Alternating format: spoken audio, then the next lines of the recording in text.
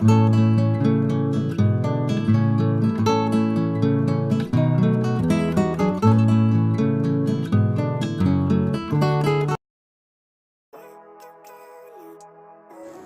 Everyone, welcome back to our channel. So एक साल के बाद हम वीडियो को फिर से स्टार्ट कर रहे हैं। तो जैसे कि आप लोग मुझे बहुत ज़्यादा मिस कर रहे थे, मुझे मैसेजेस आ रहे थे, पर मैं कुछ मजबूरी थी मेरी, जो कि आपको दिख ही रही होगी कि मैं क्यों वीडियोस नहीं डाल रही थी, क्योंकि शुरू से बहुत सारे अप एंड डाउन चल रहे थे। तो इसीलिए मैंने आप सबके साथ जल्दी से ये सब चीज़ें शेयर नहीं करी।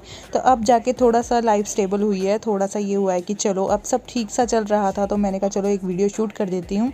जो कि आज मैंने साड़ी पहनी है वो इसलिए पहनी है क्योंकि मैं चाह रही थी कि अब थोड़ा सब कुछ थोड़ा सा ठीक चला है, ट्रैक पे लाइफ आई है, तो मैं थोड़ा अपना फ़ोटोशूट वगैरह भी कर लूँ, क्योंकि स्टार्टिंग से ही पता है कुछ ना कुछ लगा ही हुआ था ये वो। सो तो कुछ मैंने फ्रूट्स इनसे मंगाए थे, क्योंकि डॉक्टर ने मुझे 1000 बार बोला है ढंग से डाइट लो, ढंग से डाइट लो, क्योंकि इस वाली प्रेगनेंसी में मेरे को बहुत ज़्यादा अप एंड डाउन्स आए हैं। मतलब कि आप देख ही रहे होंगे मैं कितनी पतली हो गई हूँ ना।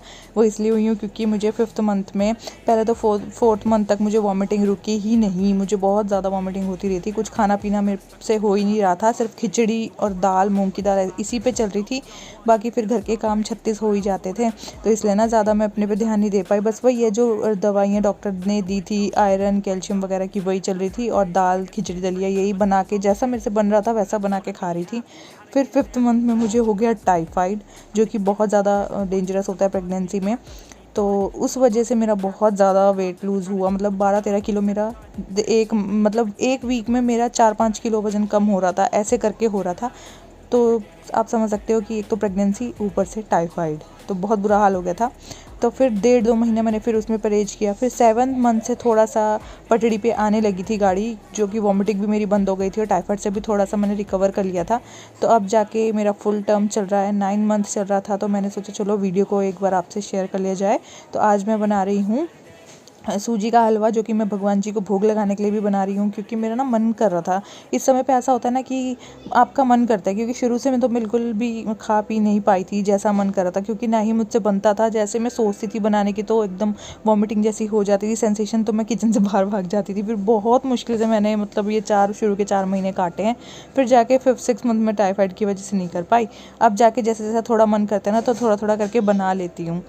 तो अब जाके मैं सूजी का हलवा बना रही हूँ, अपने लड्डू लाडली को भोग लगाऊंगी, भगवान जी को भोग लगाऊंगी, फिर उसके बाद हम लोग खाएंगे।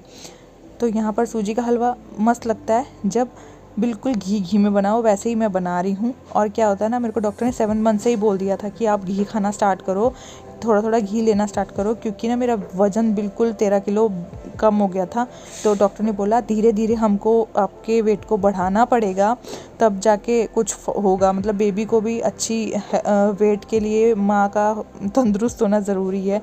पर मेरा वेट ना गिरता ही जा रहा था, वो बढ़ नहीं रहा था। तो मैंने ये अपने लिए ड्राई फ्रूट्स भी भिगा रखे हैं, जो कि मैं 1 से 2 ये क्या बोलते हैं इसको, क्या था ये, वॉलनट खाती हूँ भिगा करके, और 8-9 बादाम मैं खा रही थी, और किशमिश भी मैं भिगा के खाती हूँ, पर मुझे आजकल अच्छे नहीं लग रहे थे, इसलिए मैंने भिगाए नहीं थे। ये मैं सूजी में डालने के लिए कर रही हूँ।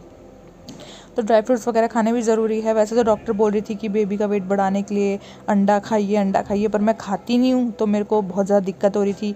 तो इसलिए उन्होंने बोला अगर अंडा नहीं खाते हो तो आप कच्चा पनीर खाओ, रोज़ खाओ, वो भी सैलेड के तौर पे कच्चा पनीर खाओ, ताकि आपकी प्रोटीन इंटेक ठीक रहे, क्योंकि मेरे अंदर बहुत ज़्यादा कमियाँ आ गई थी टाइफाइड की वजह से। तो यहाँ पर मेरा सूजी का हलवा तैयार होने वाला है। यहाँ मेरी जो वाइट काला काला सा तैर रहा है ना, ये क्या है, इलायची दाना, उससे बहुत अच्छा टेस्ट आता है। आप भी डालते ही होंगे, कोई नई बात नहीं है जो मैं आपको बता रही हूँ। तो यहाँ पर मेरा सूजी का हलवा रेडी हो जाएगा, उसके बाद मैं लड्डू लाडली को तैयार करूँगी, क्योंकि ऐसा होता है ना उनको नहलाना। अब गर्मियाँ भी आई चुकी हैं, तो उनको भी रोज़ रोज़ नहलाना ही पड़ता है। सर्दियों में मैं नहीं नहलाती थी, क्योंकि मेरे से खुद के बस खड़ा नहीं हुआ जाता था, तो मैं कैसे नहलाती। 2-3 दिन में उनको मैं नहलाती थी सर्दियों में, पर अब मैं इनको रोज़ नहला धुला के भोग लगाती हूँ। तो मेरा मन था कि इनको सूजी के हलवे का भोग लगाती हूँ, ऐसा होता है ना, कभी कभी फीलिंग आती है अंदर से। तो वो मेरा बन गया है। अब मैं इनको तैयार कर चुकी हूँ, नहला धुला के ड्रेस पहना दी है। अब जो भी मतलब थोड़ा बहुत रह गया है, तुलसी पत्र रखना और चंदन का टीका लगाना, वो सब थोड़ा थोड़ा रह गया है, वो सब कर रही हूँ। तो आज भी मैंने बहुत मतलब टाइम निकाल के वॉइस ओवर कर रही हूँ। वीडियो तो बन के रखी हुई थी मेरे पास बहुत टाइम से, पर वॉइस ओवर करने का टाइम ही लग रहा था, क्योंकि बनाना आसान है, उसको एडिट करके डालना बहुत ज़्यादा टाइम लग जाता है। तो इसलिए मैंने सोचा अब डालूंगी। पर ना मुझे इंस्टाग्राम पे भी मैसेजेस आ रहे थे कि आप वीडियो क्यों नहीं डाल रहे हो, व्हाट्सएप पे भी मैसेज आता है वीडियो क्यों नहीं डाल रहे हो। तो मैंने सोचा चलो यार एक आधा वीडियो डाल के आपको भी अपडेट कर देती हूँ कि मेरी लाइफ में चल क्या क्या रहा है।